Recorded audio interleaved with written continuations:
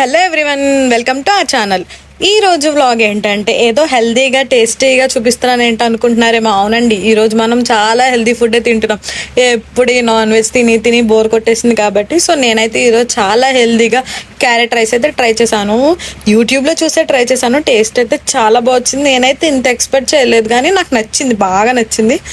మీరు కూడా ఒకసారి నేను చెప్పినట్లుగా ట్రై చేయండి. టేస్ట్ ఎలా వచ్చిందో కమెంట్ సెక్షన్లో చెప్పండి. ఫస్ట్ ఒక ప్యాన్ తీసుకుని ప్యాన్లో ఆయిల్ అనేది వేసుకుని కొంచెం ఆయిల్ అనేది హీట్ అయ్యేలా చూసుకోవాలి. హీట్ అయిన తర్వాత దాంట్లో దాల్చిన చెక్క, 2 లవంగాలు, 2 యాలకులు, ఒక బిర్యానీ ఆకు వేసుకోవాలి. దీనివల్ల ఏంటంటే మన క్యారెట్ రైస్కి ఒక స్మెల్ అనేది వస్తుంది, టేస్ట్ కూడా బాగుంటుంది. ఇంకా దాంట్లోనే జీడిపప్పు కూడా వేసుకుని బాగా ఫ్రై అవ్వాలి.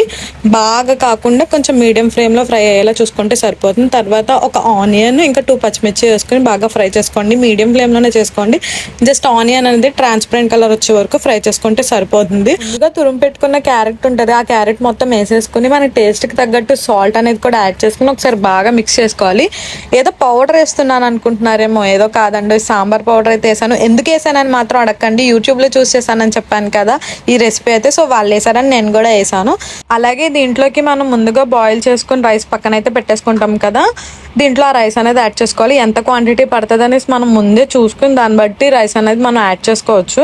ఈ క్యారెట్ రైస్ ఇంకా బాగా కలిసేలాగా మిక్స్ చేసుకోవాలి. తర్వాత ఒక స్పూన్ నెయ్యి వేసుకుని బాగా మిక్స్ చేసుకోవాలి. అలాగే నెయ్యి తర్వాత ఒక చెక్క నిమ్మకాయ కూడా పిండుకోవాలి. దీనివల్ల ఏంటంటే ఫ్లేవర్ చాలా బాగుంటుంది.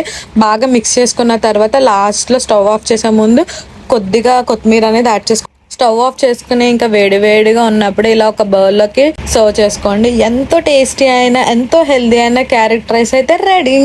నా రెసిపీ ఎలా ఉందో, మీ అందరికీ నచ్చిందో లేదో కమెంట్ చేయండి. వెళ్ళే ముందు లైక్ చేయడం మాత్రం మర్చిపోవద్దు.